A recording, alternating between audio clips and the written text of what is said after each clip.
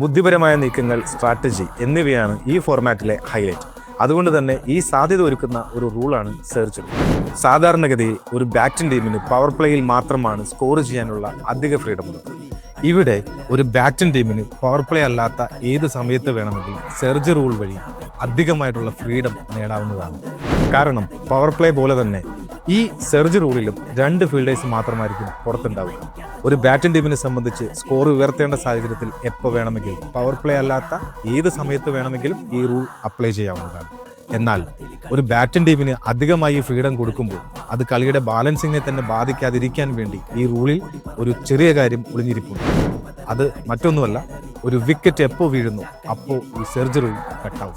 That means wicket വീണാലുടൻ surgery റൂളിൻ്റെ എല്ലാ ഫെസിലിറ്റിയും കട്ടായി നോർമൽ ക്രിക്കറ്റിലേക്ക് കളി ചേഞ്ച് ആകും. അതുതന്നെയാണ് ഈ ഫോർമാറ്റിൻ്റെ ഏറ്റവും രസമുള്ള ഒരു ഫാക്ടർ. ഇതാണ് surgery rule. CCF 100x play extreme.